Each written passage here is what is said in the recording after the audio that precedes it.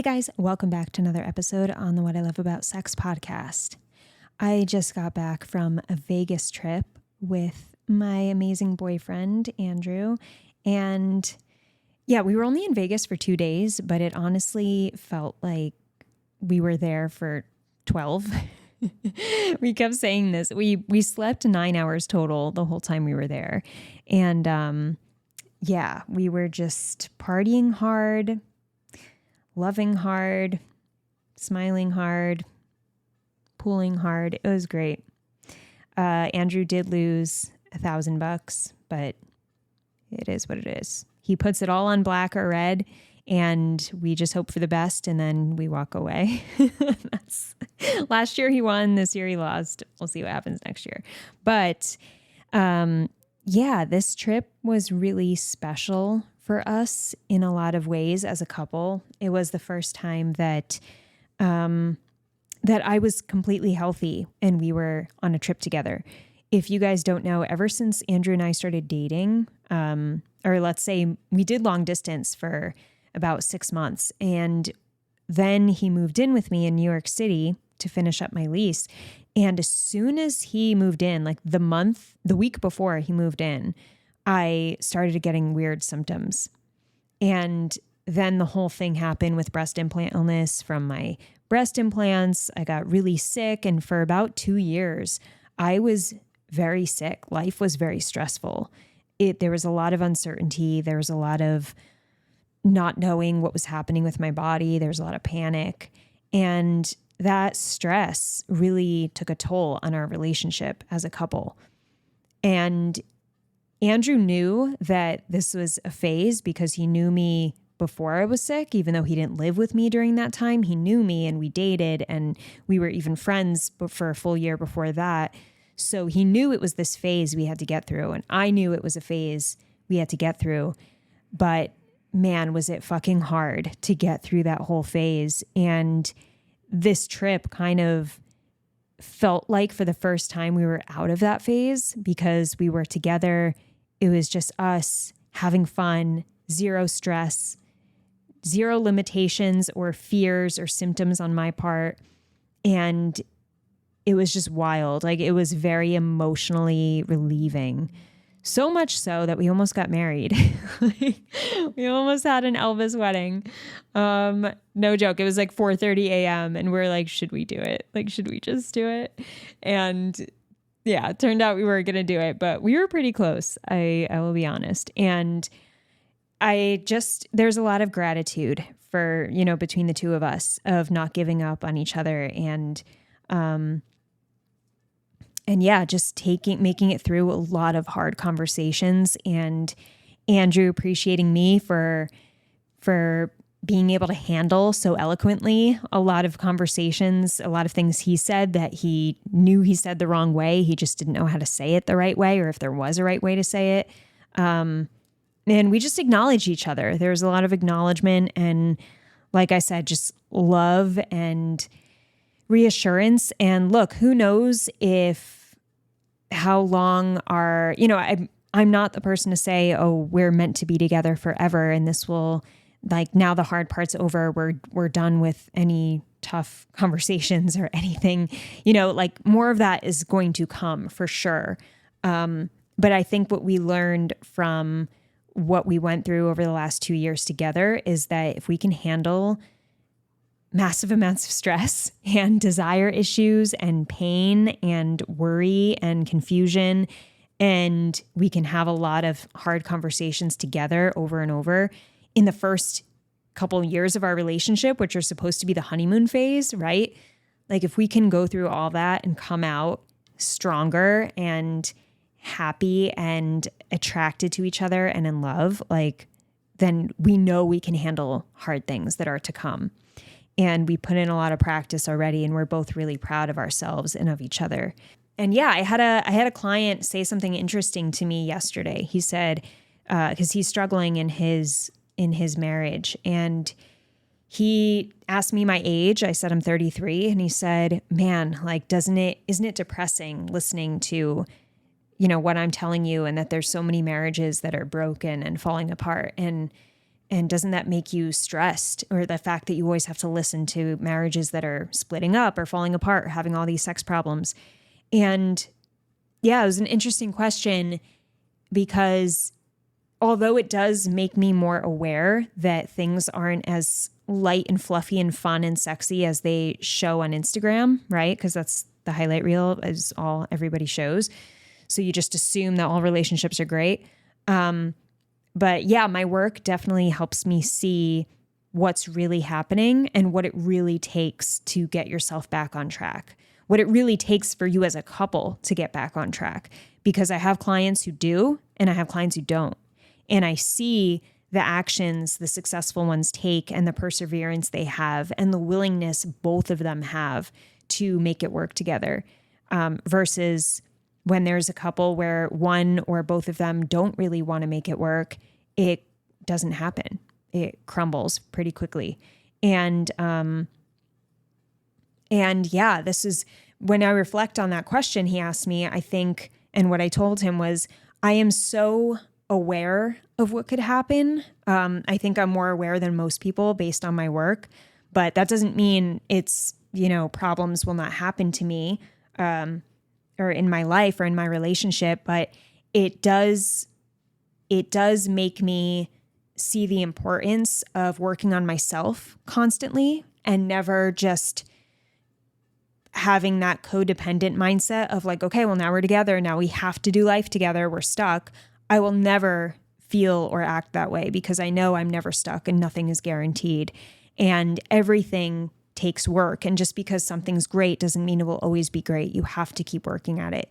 And you have to acknowledge your partner when it is great. And you have to acknowledge when it's bad, even though it's uncomfortable to acknowledge that, So I think if anything, it makes me more optimistic that I have the tools and the strategies, and the skill sets that I'm continuously growing and being more aware of and building upon to make a great relationship and know what I want in a partner, and also having the strength and the courage and the independence of knowing that if what's in front of me is no longer what I want, or it's not working out, or I don't feel respected or valued as I once did, that I know I will pull away and trust myself. And just, I think having relationship check-ins as often as Andrew and I do is a great step, in my opinion, of keeping all of this top of mind.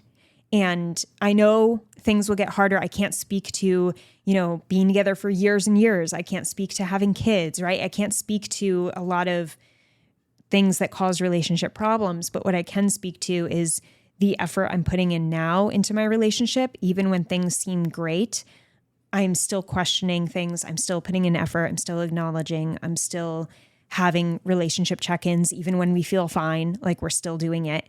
And I'm still prioritizing things that I feel are important, even if Andrew doesn't. And that was something that Andrew appreciated in me about this recent trip.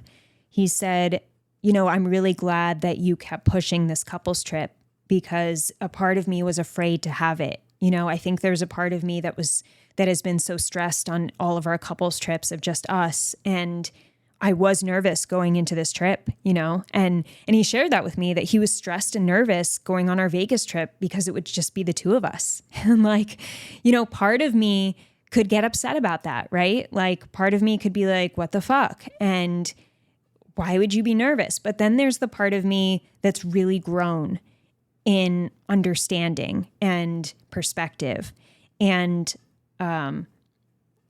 relationship awareness and self-awareness. And I can see from his perspective why he would feel that. So I had empathy. And when he shared that with me, I said, wow, that's crazy. But yeah, I am glad that I pushed it and that by pushing it, I just kept prioritizing it. I kept saying, I really would love to do a trip with just you and me. And he kept, making distractions and and I kept bringing it up. And since having it, when he finally, agreed to it and we booked it And then we went on it. He realized it was what we both really needed. He was just afraid of being stressed.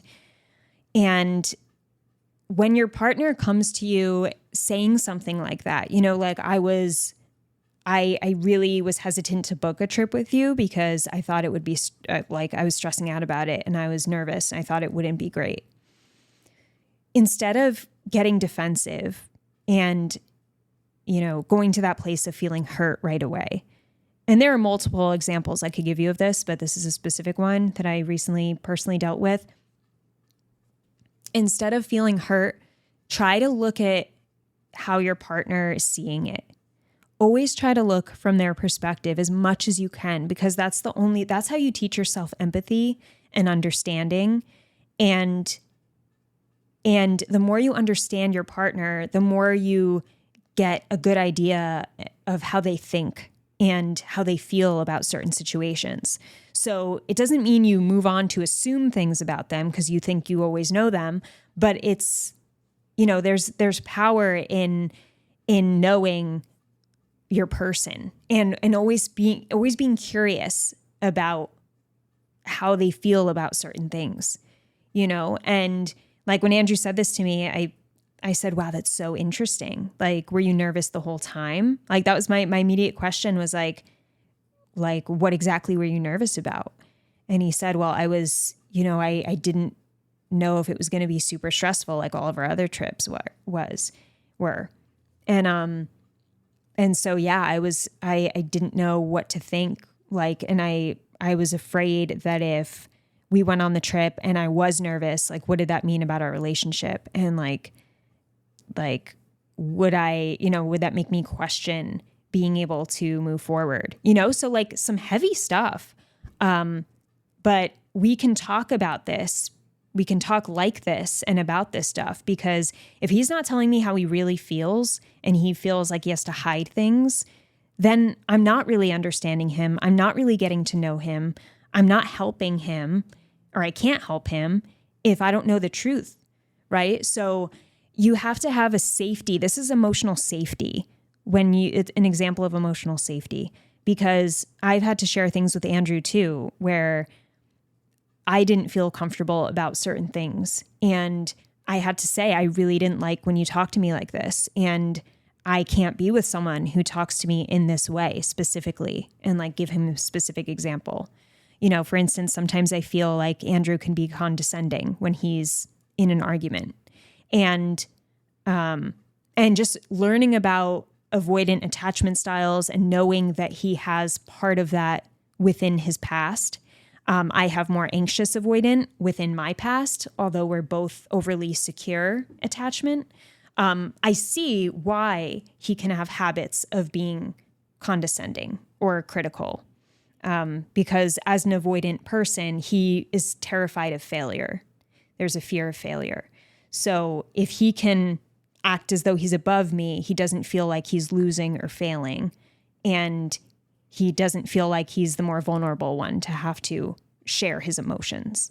So there's a lot that goes into that. Anyway, I'm going on a tangent. But yeah, I just wanted to share some, revelations we had on this recent trip. And it was great. There was a lot of talking about all of this and talking about our future and really exciting things and really loving things. And then some hard things like what I just shared, but the loving things are more just like, what I love about you? Like, and Andrew and I do this a lot, but I feel like on my podcast, I'm always just sharing the hard conversations we have because I'm trying to use them to help you guys in examples. But it's probably just as important. I mean, it is to share that we're always talking each other up and supporting each other. And there was a lot of talk, like how Andrew said, like, you're so advanced at communicating that there were so many times when you could have just been so hurt and walked away or like told me to fuck off and I would get it. But like, you never talk down to me, like you're never mean, and you handle everything I tell you with such like an advanced level of communication that like I haven't seen from anyone, and like, that's like an example of something he'll share with me to show appreciation for us and how we do things. And that was basically, Vegas was just, oh man, like I love you so much. And you're such a great partner and teammate in life. And you're so fun and you're so sexy and you're good at helping with like the chores in terms of how we live our life. It's so effortless. And like, you love my friends, all my friends and family love you, and we were just like, wow, we're so blessed. We're so lucky. And like, we really found something special. And even though we found something special, it doesn't mean we're not going to have big major issues, but it means that, we found something I'm sure a lot of people don't find, and neither of us feel like we're settling. And I think that's both Andrew and my fear is like, I don't want to settle. Am I settling? Because I know Andrew knows a lot of people personally who just end up in relationships just because they were dating someone for a really long time, or they were, in a situation where that person really helped the other person. So they feel like they have to marry them, and it's like, oh, well, they were with me at my worst. Like I owe it to them to be with them. And he's seen a lot of that. And I even have experienced that with Andrew. Like, Andrew was there for me during the worst 2 years of my life, which just ended. And he was there. Like, he could have easily left the month he moved in with me. Like, I got sick and I was depressed. Like, it was bad. And like, he stayed, and he could have left the first few months and it wouldn't have been weird. Like, we just started dating a few months before that. So like, he had an out, and so yeah, there is a part of me that's like, that had to question, am I deciding to stay with him just because he was, there for me during the hardest times? And like, cause that took such a hold over me. Like, that was so special to me, but I don't want the future of my relationship to be dictated by that.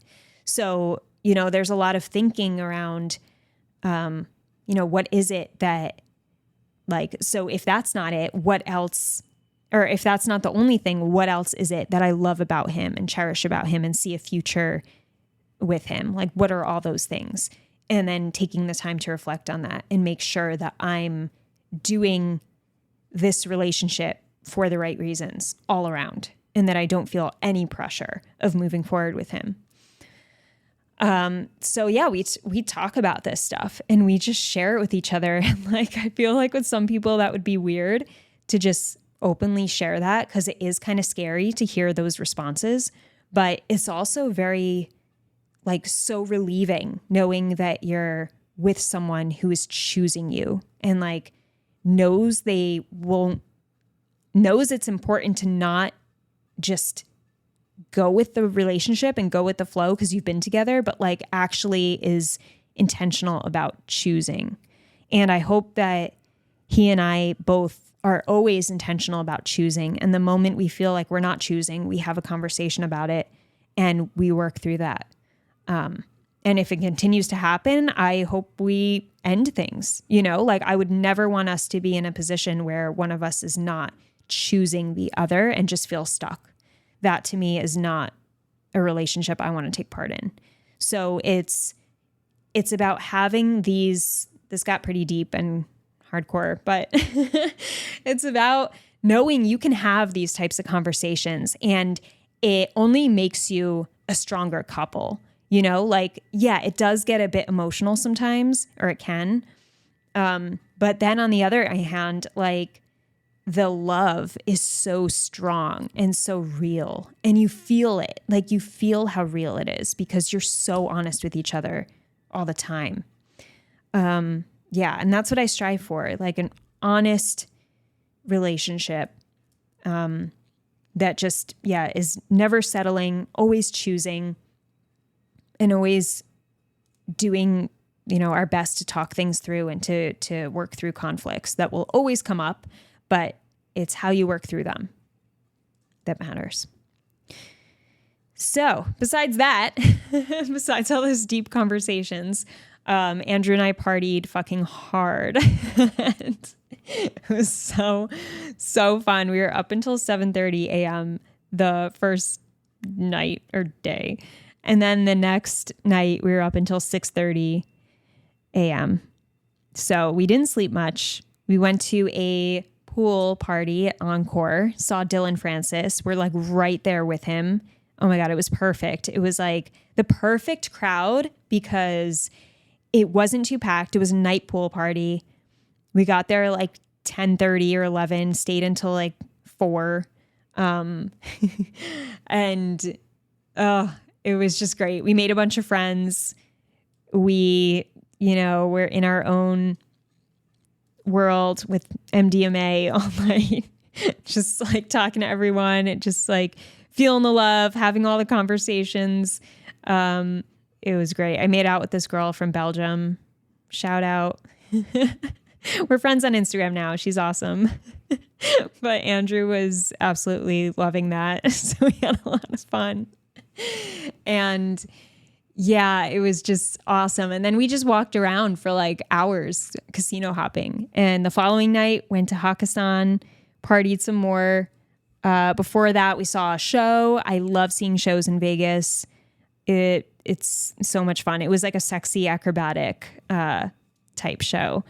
And we also went to an amazing steak dinner at SW Steakhouse at the Wynn.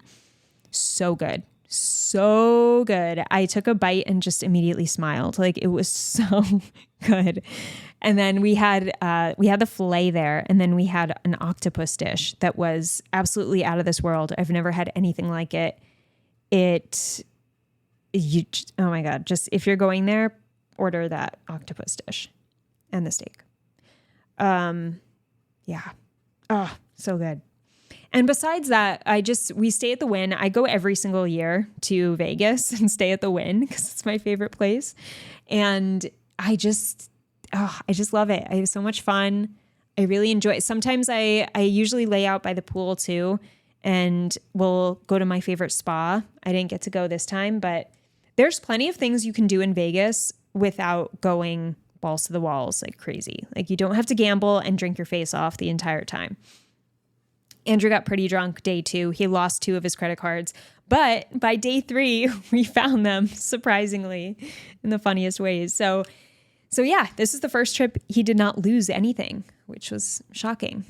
Also, the Terrace Point Cafe at the Wynn is one of my favorite breakfast spots. It is so good. And there's also this ice cream gelato place in the Wynn that is out of this world. But anyway, yeah, lots of good food and snacks. So that was a great trip. We then went to San Francisco and drove around in Waymos, which are lifts, but they're robots. So no one is actually driving. The steer wheel is just turning and it picks you up and says, hello, welcome, buckle your seatbelt. And it's kind of creepy, but really cool. It surprisingly drives better than the majority of humans. It's very smooth. And yeah, Andrew and his sisters, we met up with his sisters. It was really nice. We had 2 family days.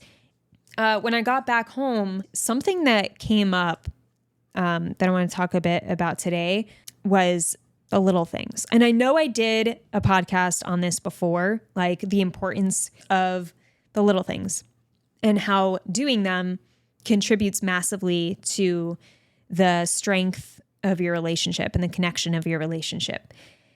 And oh my God, I just had a moment of like, why did you share all that about yourself and Andrew in the beginning of this episode? You should have just started the episode right here. Like, not have shared all your detailed personal shit, which is so funny because, yeah, I have a habit of just wanting to share my personal life. But then, of course, there's another side of me that's like, why did you do that? This is so embarrassing. Like, I don't want people to know any of this. Why do I share? But obviously the part of me that shares is stronger because I just go for it and then I worry about it later. But whatever, I hope it's helpful. And, I know not everyone wants the type of relationship I have with Andrew, and that's fine. But I'm just trying to state the importance of clear communication. And when you're someone like me who's a sexologist and just talks about the shit every single day, you have a unique perspective about it, and it makes you take certain actions. So anyway, what was I saying? Yeah.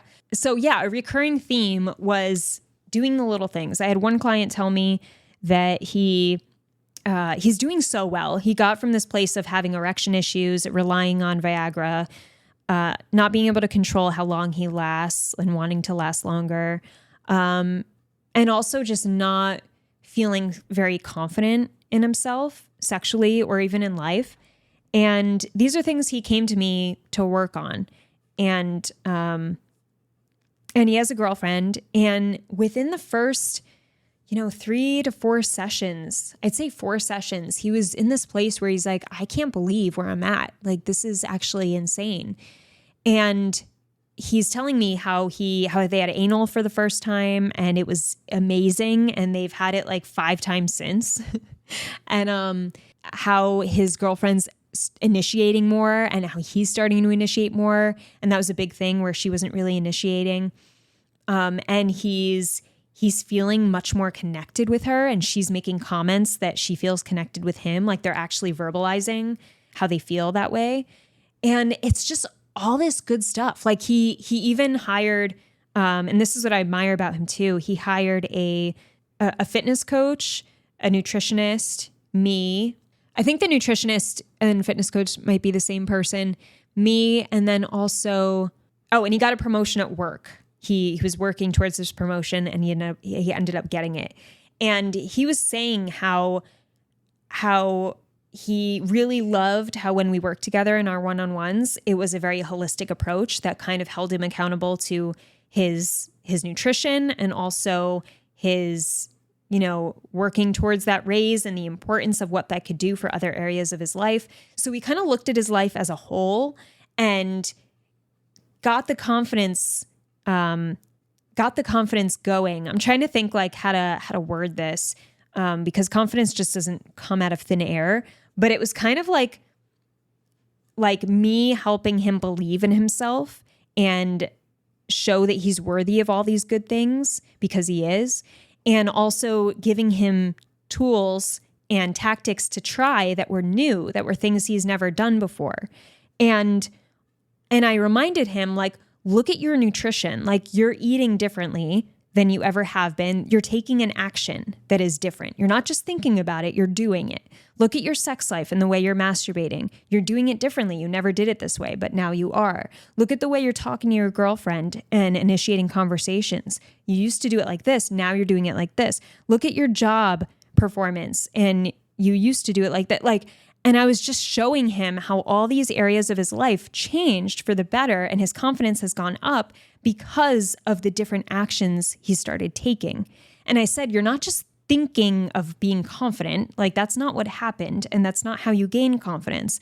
You took actions by people who were guiding you and supporting you and telling you to do things differently, and you did them. And because you did them and got results, you started trusting yourself more. And you started believing in who you are. And that feels fucking good.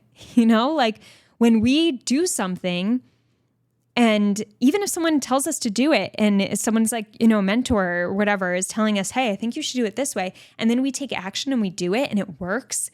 That feels so good. And then we're like, oh shit, like I did that. And then we take another action and then that works. And we take another action.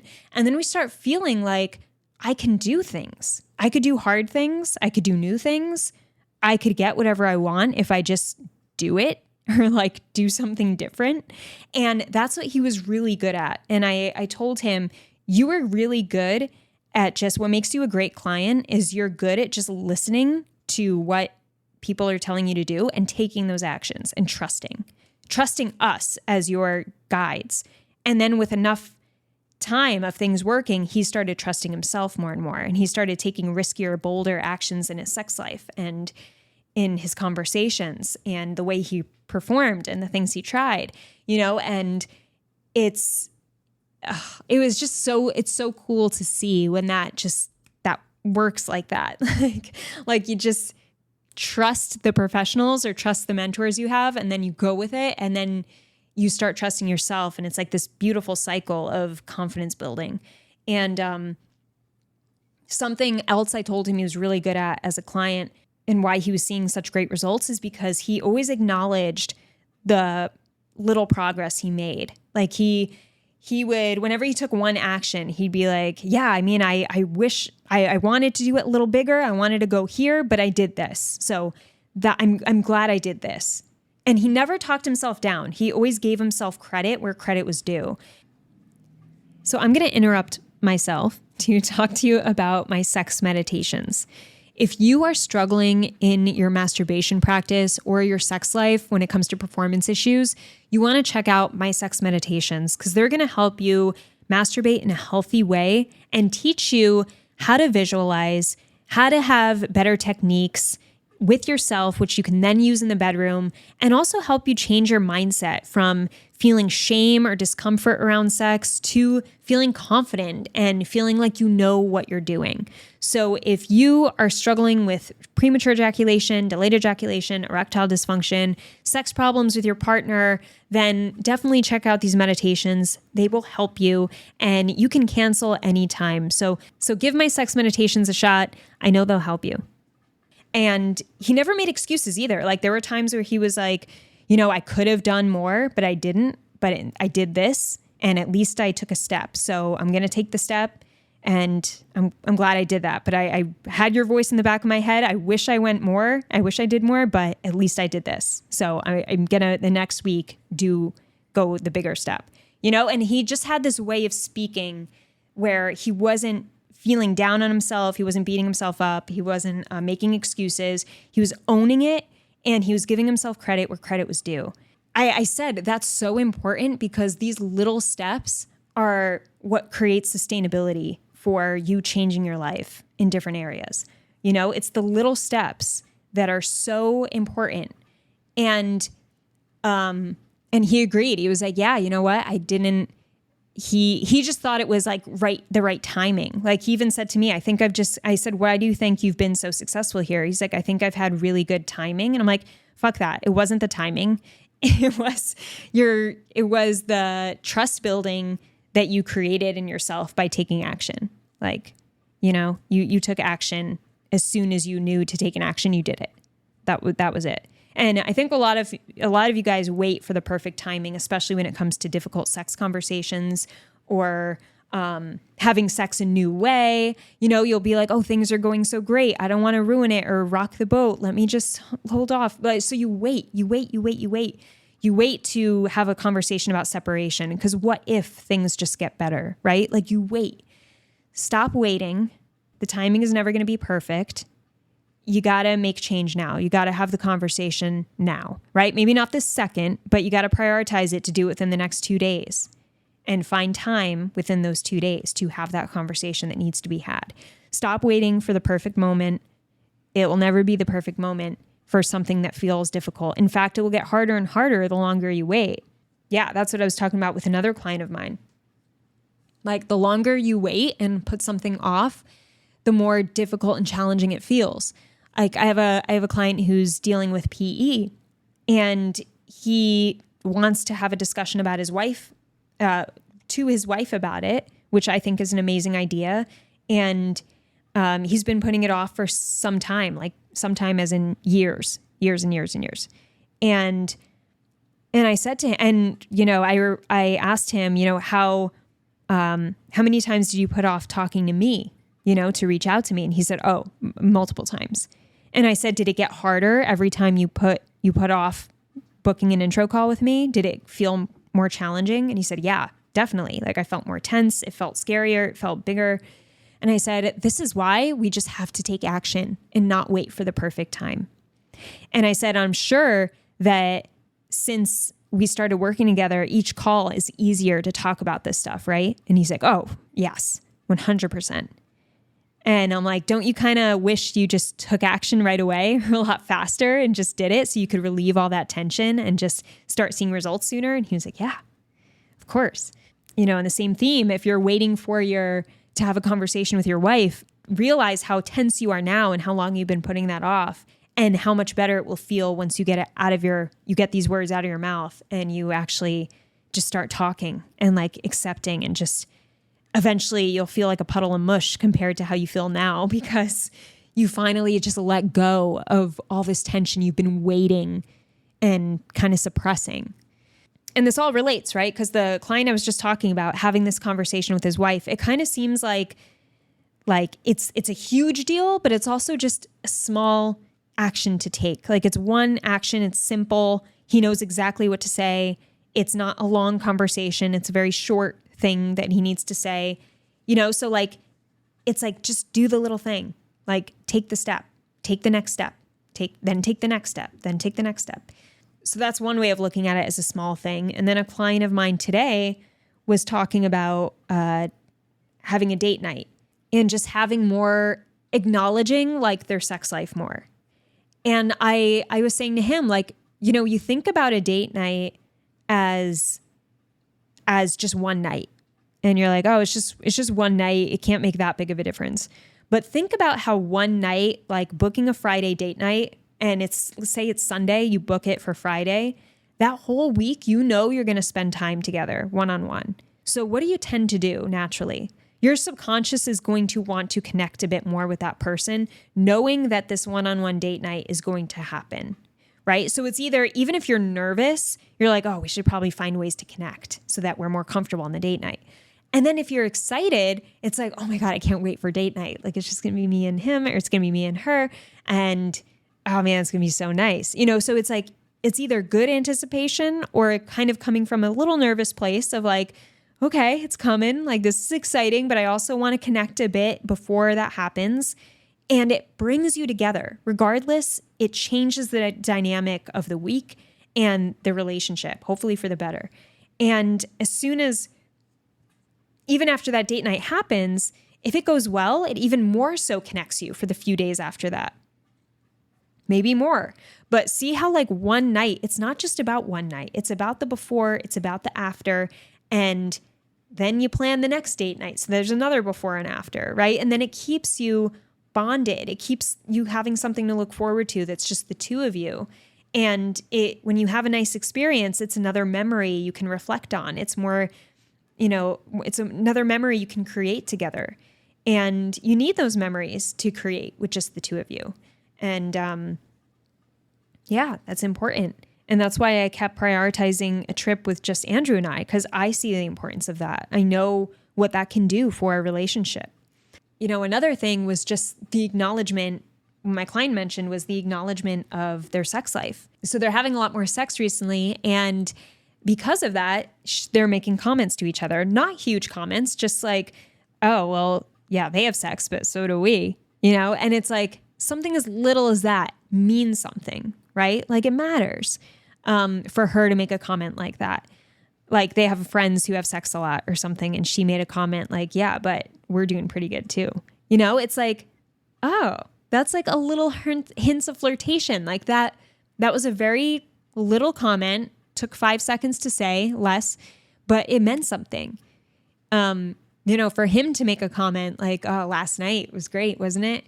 She's like, yeah, like that. It's something, like when you first start talking about your sex life, it may feel weird to just acknowledge it and be like, so last night, but that's all you have to say. Like even just you saying, so last night, what about that? And you're just smiling. It's like, that can create a moment for the two of you. And that matters. That means something. So I want to give you some examples of other little moments that mean something. Here's one that I think is so important. I'm going to give you a personal example because I just think this could help so many relationships if people did this more. A smile after an argument. Ugh.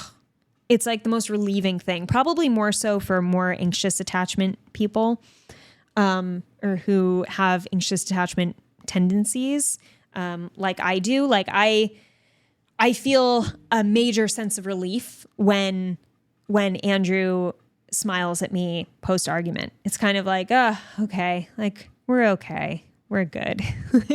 It's fine. And there was a moment, I think we got in a fight right before we left for our trip. 2 or 3 days, we got into an argument. And we've only been in like 3 arguments, and this is our third. And it was pretty heated. It was getting heated, and we were very intense talking back and forth, and we weren't getting anywhere. It was clear we were just not getting anywhere. We weren't seeing each other's point of view. It was very one-sided and like frustrated. And Andrew goes, "I'm just going to put a pause in this because I'm about to say something I'm going to regret." And I just said, "Fine." And then we separated. He comes back like 40 minutes later, and he has this like smile smirk on his face.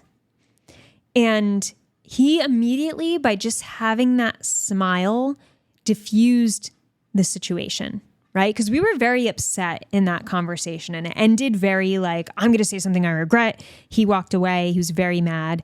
I was upset and hurt, so by us taking a break and then him coming back and showing a smile immediately before anything was said and before I was I was not smiling, it gave this feeling of like, okay, let's talk about this.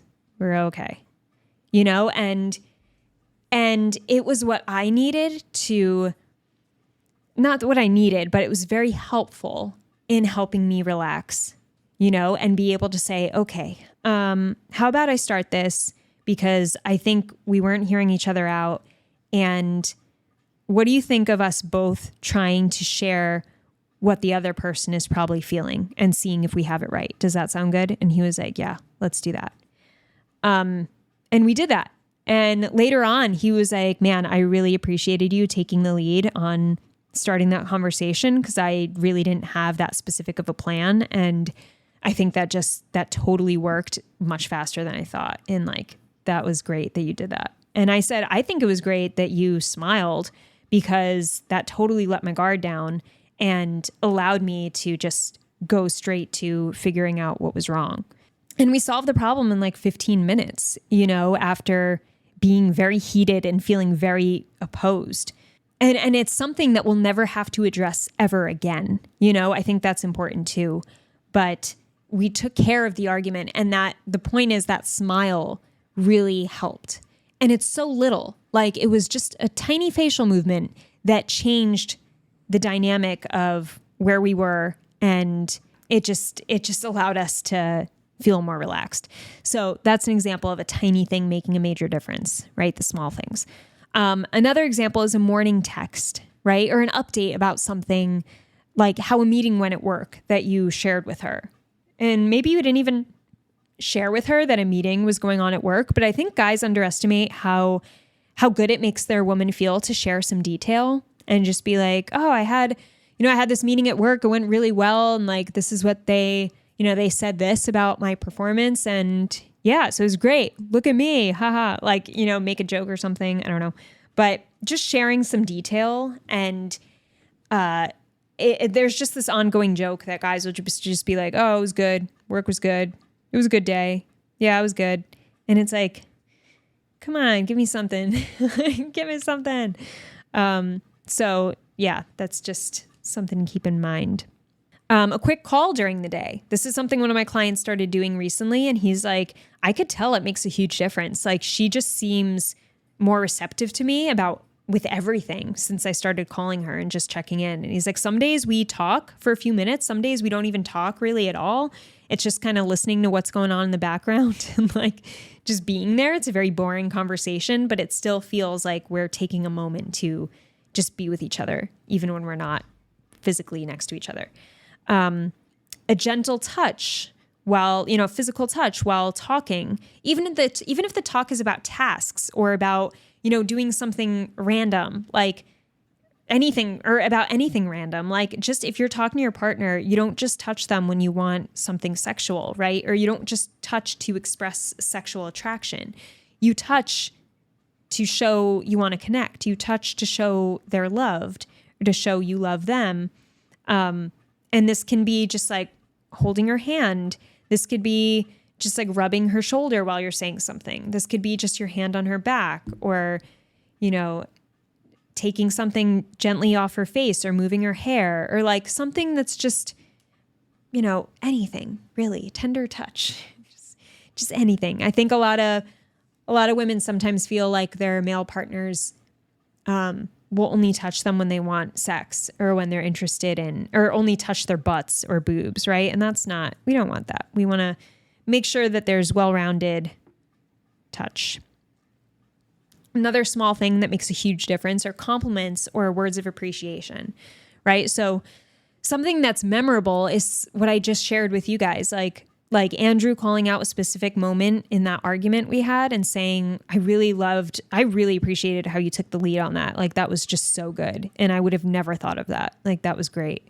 And I'm so glad you did that, right? Like, that's like something specific, and it's acknowledgement. It's a compliment. It feels good. It feels really nice for me to hear that. It's something I'm going to remember and appreciate that he can see that, and then hopefully he remembers what I said to him in that instance of like, I really appreciate, the smile that you used to diffuse our anger so quickly. That was really nice. Like, I hope we could do that in the future. It's like little things like that take 2 seconds to say, and they make such a difference in how you guys communicate moving forward, and also how you feel about each other as partners, as teammates, as, when I say partners, I mean sex partners, life partners. Like, it makes a difference. Acknowledging efforts is another small thing, but huge in the long term, because if you have enough moments of being like, hey, I really appreciate how you tried to do this for me. Like that, I know you had a busy day, or you did do this for me. I know you had a busy schedule and you chose to do that. And I really appreciate that. Or I see how hard you worked at that, and I don't take that for granted. That means something. Mini traditions, rituals you do together. Like, I know something that matters a lot for me is having dinner every night with Andrew. Like, we both work from home, but it feels like it can often for me feel like we're very disconnected when we're in our work zone and we're just passing each other. And sometimes it feels even more disconnected being under the same roof, but not really acknowledging each other a lot because we're in our work zone. So when we have dinner and it's this quality time with the two of us, and I know that that's going to happen every night, it feels really nice. It's like something we do where sometimes we even watch videos together, like entrepreneurship videos or videos of things we're interested in and building a skill set or working on. And that too, we'll pause it, we'll ask each other questions, we'll talk about things and relate it to our life. It's like something we do together, so it's special. And when you have a ritual, it's something you can both get used to and both kind of anticipate because it's coming. So it kind of like helps define your relationship. It's like, oh, we're the type of partners that do this together, or that like to do this together. And it's nice. Another small thing that makes a big difference are inside jokes. This is great. And I think that, to have fun and to let go with your partner is... it's just great. I feel like Andrew and I have so many inside jokes that are just so dumb, like no one else would get it. And he's like, we need to vlog and be a couple that vlogs. And I'm like, no one would get our jokes. Like no one would laugh because they're just so weird and so like just us, and I don't know, maybe they would, I don't know. But we just have so many little things that we laugh at and voices we use, and like, yeah, it's just to have that. And I'm sure when you have an inside joke, or if you've had one in the past, it bonds you, right? It's kind of like that thing that also allows you to let your guard down, and also allows you to have hard conversations when you're able to laugh with a person enough. Like for me, it's like Andrew and I laugh more than we argue. So it's always going to be not easy, but we'll always be willing to work through the arguments because there's so much positive on the other side. Like there's so much joy that we bring each other that it's like, all right, let's get through this mess so we could get back to the joy. That's kind of how it feels. And you have to create moments together in order to have inside jokes. Otherwise they're not going to happen. And this is why date nights are important, and quality rituals are important too, even if it's just doing something around the house, like create that time together so that you can have inside jokes and you can have those moments of the two of you creating positive experiences. Another small thing that makes a big difference And as I'm saying this, guys, don't feel like you need all of these things. It's just giving you ideas and making you maybe even reflect on the past or even the current, the present of, okay, what am I doing? What small things am I doing to create connection and that are helping my relationship? Or, maybe the things you've been doing that you don't realize have been so helpful, or things you used to do that maybe had a bigger impact than you thought. So this is really just helping you brainstorm here. So another one is acts of kindness, like buying your partner her favorite snack. It's something that just shows like, hey, I'm thinking about you. And hey, like I'm going to go out of my way because I love you. So that's definitely something that over time makes a huge difference. Jim Sexton is a famous divorce lawyer. You probably saw him on YouTube at this point. He's gone viral a few times, and he has this story about a client, where he asked, like, how did you know that it was over? Like, when did you know? What was it? And his client said, well, he always used to buy me this granola. There's a specific type of granola, and it would always be on the shelf. And whenever I was running low, I'd think about getting it, but then before I ran out to get it, it would be restocked and like the granola's back on the shelf. And it was just the sign of him caring for me. And it just felt really nice. And I just always knew that granola was going to be there until one day it wasn't. I was just waiting for it to be replaced, and it just never was. And that was the moment I knew like it was over, So sometimes like these little things can make that big of a difference where someone realizes their relationship is done when that thing is no longer happening. So that just shows you the power of the small things, right? And to ask yourself, what am I doing to show little acts of kindness towards my partner? And how important are these things to my partner? Maybe I should ask them, I always buy Andrew his favorite protein bar when I go to Trader Joe's, and he will, he, after so many times, like he said something about it where he's just like, oh, I love how you always get this for me. And even that like little comment, I was like, oh, it makes me want to do it even more. It makes me want to buy you two next time. Like it's just like, that's how I think.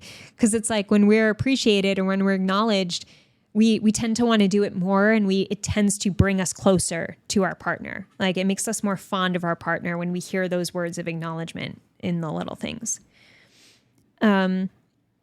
Celebrating the small wins is another small thing that over time makes a huge difference. And that could be as simple as like, babe, you did it. Like, look at you. Like, you're such a badass, like giving each other little compliments and knowing what each other's goals are. And when you hit goals, celebrating each other, like even going out, planning, Andrew and I will do dinners when we hit certain milestones. We'll be like, oh, let's celebrate, go to this restaurant when it happens. And like, let's do this thing when it happens. And I want to do more of that. We don't do enough of that, but verbal celebrating can mean just verbally celebrating and acknowledging your partner and being like, oh my God, you did it, babe. That's awesome. That's so good. I'm so proud of you. Like, way to go.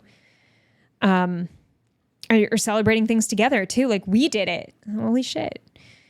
And the last example I have is engaging in her interests. So if there's something she's interested in, she has a hobby, maybe one day you're like, hey, did you ever want me to do this with you? I know you do it by yourself, but like, I'd come to a yoga class with you one day if you want me to give it a try, if you think that will be fun.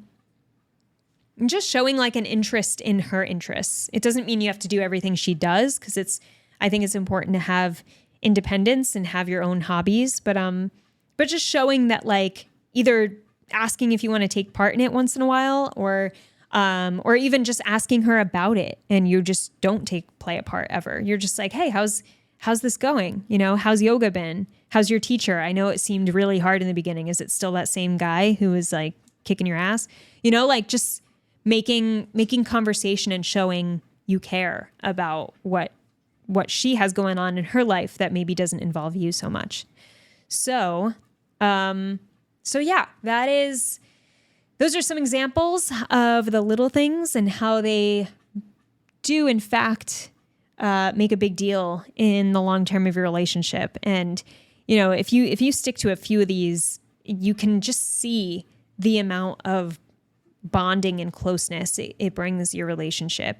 It's really amazing. Even just reflecting on all this, myself, it makes me realize, wow, this is why I feel like it's, this is probably why I feel like Andrew and I have been able to go through such a hard 2 years, is because we had all these things too. And it's like, even with the hard stuff, if you have enough to outweigh the hard stuff, you're good. If you have more positives than negatives, there's hope, and you feel that. It feels good. If you have more warmth and love than you do coldness and turning away, it's all in the everyday. It's in these little things where that builds up, either, if there's more warm than cold. So it's about taking the action, right? Nothing is guaranteed, but it definitely makes a huge difference when you're taking action, when you're doing things intentionally to improve your relationship, and never feel like, hey, it just should be good because we've been married, so it should be easy because we're married now. Like, no, it should be easy when you're putting in the work continuously. And when you really care about each other, and when the work is consistent, it doesn't feel like work. It feels like you're just doing the right thing by you and your partner and your relationship. So if you're anything like the clients I mentioned, and you're struggling with premature ejaculation or delayed ejaculation, erectile dysfunction, or having problems with your partner right now when it comes to sex, you could reach out to me. I'd love to work with you. And the application to work with me is in the description of this episode. So I'll leave that there. Thanks for listening, guys. I appreciate you listening to my personal stories also. As I said, they're not so easy to share. Initially, they're easy to share, and then I always have the urge to delete them before I post the podcast, but I'm not going to do it. I'm going to keep it there. But I hope it helps you and gives you some perspective regardless. So have an amazing morning, evening, or night, wherever you are in the world. I'll talk to you soon.